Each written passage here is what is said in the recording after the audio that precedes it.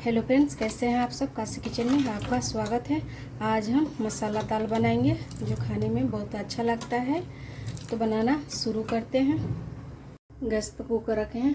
Cooker गर्म हो चुका है। इसमें हम बड़े चम्मच के लगभग रिफाइन ऑयल डालेंगे।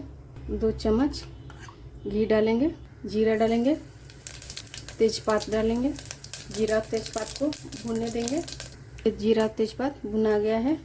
लहसुन बारीक कटा हुआ डालेंगे।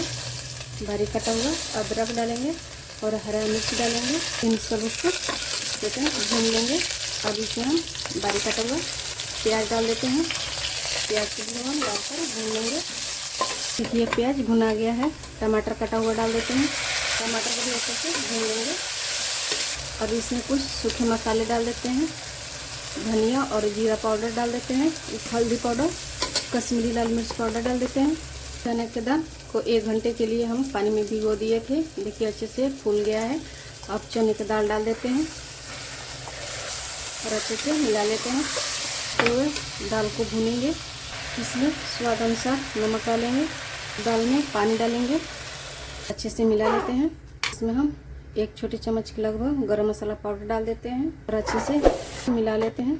सीटी लगा लेते हैं। 3 से 4 सीटी आने तक दाल को पका लेंगे मीडियम फ्लेम पर। मसाला दाल बनकर तैयार हो गया है। इतना अच्छा लग रहा है देखने में। मसाला दाल बन गया है, तो पक भी गया है। अच्छे से हम चला देंगे।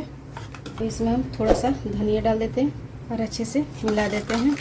मसाला दाल बनकर तैयार हो गया है। कैसा लगा कमेंट करके ज़रूर बताइएगा। मिलते हैं एक नई रेसिपी के साथ। तब तक के लिए नमस्कार।